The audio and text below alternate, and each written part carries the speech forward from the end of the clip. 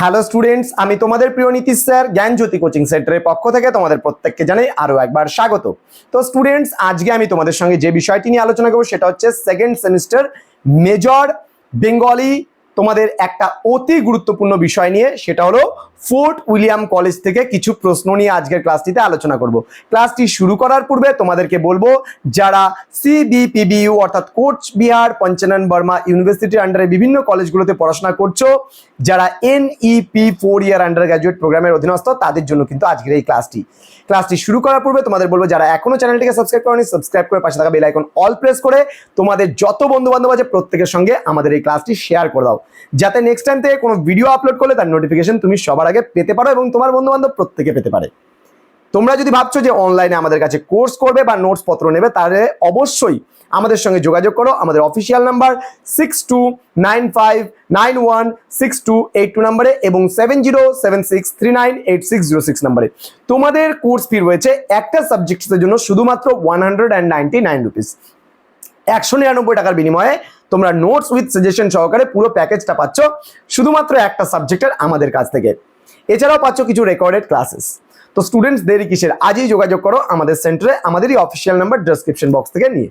চলো শুরু করছি আজকের ক্লাসটা, এবং আজকে আমি ফোর্ট উইলিয়াম কলেজ থেকে খুব গুরুত্বপূর্ণ কিছু প্রশ্ন নিয়ে আলোচনা করব। প্রথম, ফোর্ট উইলিয়াম কলেজ কবে প্রতিষ্ঠিত হয়েছিল এবং এখানকার প্রথম অধ্যক্ষ কে ছিলেন? খুবই গুরুত্বপূর্ণ একটি প্রশ্ন। দেখো, ফোর্ট উইলিয়াম কলেজ 1800 খ্রিস্টাব্দের 4ই মে প্রতিষ্ঠিত হয়েছিল এবং এই কলেজের প্রথম অধ্যক্ষ ছিলেন কিন্তু রেভা ডেভিড ব্রাউন।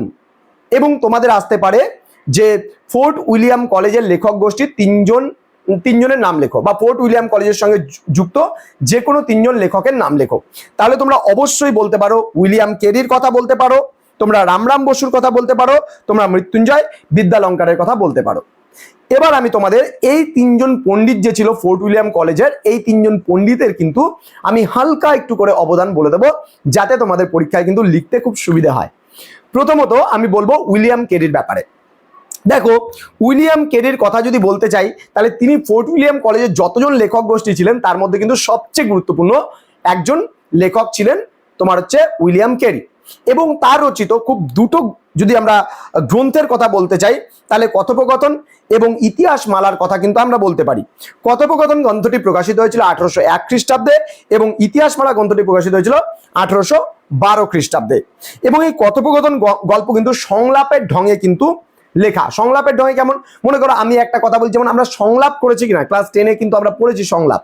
একটা বন্ধু মনে করো প্লাস্টিক দূষণ নিয়ে আমরা সংলাপ পড়েছি, দ্রব্যমূল্য বৃদ্ধি নিয়ে আমরা সংলাপ পড়েছি, পরিবেশ দূষণ নিয়ে আমরা সংলাপ পড়েছি, বিভিন্ন বিষয়ের উপরে কিন্তু আমরা সংলাপগুলো করেছি বা সংলাপগুলো পড়েছি। তো এই সংলাপের ঢঙে কিন্তু এই কথোপকথন বলে যে মৃত্যুঞ্জয় বিদ্যালঙ্কারের লেখা যে গ্রন্থটা ছিল, সেই গ্রন্থটা কিন্তু এই সংলাপের ধরনে বা সংলাপের ঢঙে কিন্তু লেখা হয়েছিল। আচ্ছা, এবার গ্রাম্য জীবনের বিবিধ বিষয় নিয়ে অবতীর্ণ হয়েছিলেন কিন্তু কেরি সাহেব। অর্থাৎ গ্রাম্য জীবনের সমস্ত, যেমন গ্রামের মানুষ যেমন সাধারণ জীবনযাপন কাটায়, কিভাবে চলে তারা, এই বিষয়বস্তু নিয়ে কিন্তু উইলিয়াম কেরি কিন্তু এই কথোপকথন গ্রন্থটা রচনা করেছেন। দেখো, কথোপকথন মানেই আমরা বুঝে যাচ্ছি কিন্তু তোমার সঙ্গে আমার কথাবার্তা। সাপোজ একজনের সঙ্গে আরেকজনের কথাবার্তা চলছে, যে সেটাকে বলছি আমরা কথোপকথন।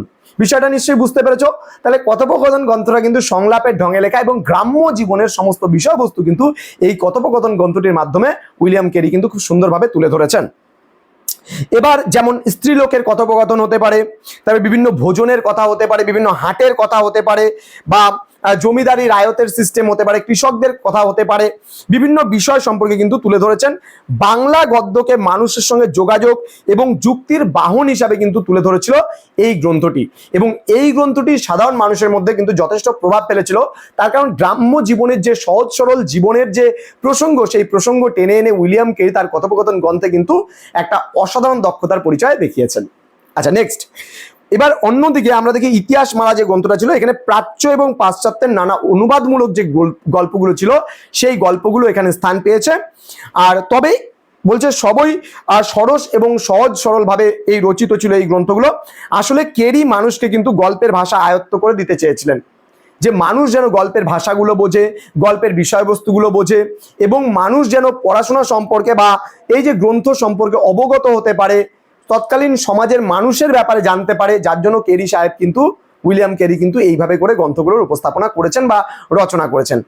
নেক্সট আমরা চলে আসবো রামরাম বসুর সম্পর্কে। রামরাম বসু রচিত কিছু গ্রন্থের নাম যদি আমি বলি, তাহলে রাজা প্রতাপাদিত্য চরিত্রের কথা আমি বলতে পারি, এবং তোমাদের লিপিমালা গ্রন্থের কথা আমি বলতে পারি।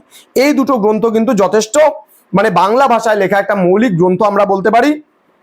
ইতিহাসের প্রতাপাদিত্যকে সামনে রেখে লেখক কল্পনা এবং জনশ্রুতিতে এমন এক কাহিনী গড়ে তুলেছিল যা কিন্তু মানে এই কাহিনীগুলো যে তুলে ধরেছিল, এখান থেকে সাধারণ মানুষ কিন্তু যথেষ্ট সুন্দরভাবে যে সাহিত্য, সেই সাহিত্যকে কিন্তু নিজের মতন করে নিতে পেরেছিল। এবং লিপিমালা কিন্তু পত্র রচনার ঢঙে লেখা, মানে পত্র যেভাবে লেখা হয় কিনা, সেই পত্রের মতন করে লেখা, চিঠির মতন করে লেখা ছিল এই লিপিমালা। আচ্ছা, তো বলছে এছাড়াও যেমন আমরা দক্ষ যজ্ঞের কথা আমরা এখানে রয়েছে, তারপরে নবদ্বীপে চৈতন্যের কথা রয়েছে, গঙ্গাবতরণের কথা রয়েছে। পৌরাণিক ঘটনাকে সামনে রেখেই কিন্তু এই সমস্ত যে গ্রন্থ, সেই গ্রন্থের কিন্তু উপস্থাপনা করেছেন রামরাম বসু। এছাড়াও কি বলছে যে সুকুমার সেন এই প্রসঙ্গে একটা কথা বলেছেন যে লিপিমালার গদ্যরীতি আরো সহজ এবং মুখের ভাষার বেশ কাছাকাছি। যে লিপিমালায় যে সমস্ত গদ্যগুলো তোমার হচ্ছে রামরাম বসু তুলে ধরেছেন, সেখানে কিন্তু পাঠক বর্গের খুব কাছে পৌঁছে গিয়েছে কিন্তু এই ফোর্ট উইলিয়াম কলেজের লেখক গোষ্ঠীদের অবদানটা। নেক্সট আমরা জানবো মৃত্যুঞ্জয় বিদ্যালঙ্কারের কথা কিছু। দেখো, ফোর্ট উইলিয়াম কলেজের অন্যতম একজন পণ্ডিত ছিলেন কিন্তু এই মৃত্যুঞ্জয় বিদ্যালঙ্কার, এবং এই মৃত্যুঞ্জয় বিদ্যালঙ্কারের লেখা গ্রন্থের মধ্যে আমরা 32 সিংহাসনের কথা বলতে পারি, হিতোপদেশের কথা বলতে পারি, রাজাবলীর কথা বলতে পারি, প্রবোধ চন্দ্রিকার কথা আমরা বলতে পারি। এখানে রাজা বিক্রমাদিত্যকে সামনে রেখে মৃত্যুঞ্জয় 32টি গল্প লিখেছেন, যার নাম হয়েছে 32 সিংহাসন। ওকে, নেক্সট বলেছে তবে গদ্যের সরসতা সহজেই কিন্তু তার গ্রন্থের মধ্যে লক্ষ্য করা যায়, এবং অতীত ও সেকালের ইতিহাসকে সামনে রেখে লেখক কিন্তু গড়ে তুলেছিলেন এই রাজাবলী নামক গ্রন্থটি। এবং সজনীকান্ত দাস এই গ্রন্থ সম্পর্কে কি বলেছেন, বাংলা ভাষার ভারতবর্ষের সর্বপ্রথম ধারাবাহিক ইতিহাস তাতেই রয়েছে, অর্থাৎ তাতে কোনো সন্দেহ নেই বলে তিনি উল্লেখ করেছেন। এবং ব্যাকরণ, অলঙ্কার, ইতিহাস নিয়ে প্রবোধ চন্দ্রিকা গ্রন্থটা গড়ে উঠেছে, এবং বিদ্যাসাগরের পূর্বে মৃত্যুঞ্জয় প্রথম যথার্থ গদ্যশিল্পী হিসাবে যে পরিচিতি লাভ করেছিল সেই বিষয়ে কিন্তু আমাদের কোনো সন্দেহ নেই। তাহলে এই যে ফোর্ট উইলিয়াম কলেজের যদি আমাদের পরীক্ষায় আসে ফোর্ট উইলিয়াম কলেজের লেখক গোষ্ঠীর অবদান, তাহলে কিন্তু আমরা এই তিনজনের ব্যাপারে আজকে আলোচনা করলাম, এবং পরবর্তীতে তোমাদের ক্লাসগুলোতে আমি আরও সমস্ত যে লেখক গোষ্ঠীরা রয়েছে তাদের ব্যাপারে আমি আলোচনা করব।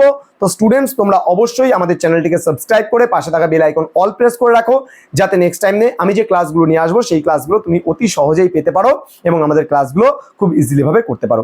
দেখা হচ্ছে পরবর্তী ক্লাস নিয়ে। তোমরা প্রত্যেকে ভালো থেকো, সুস্থ থেকো। Thank you so much. Thanks for watching. After all, thank you.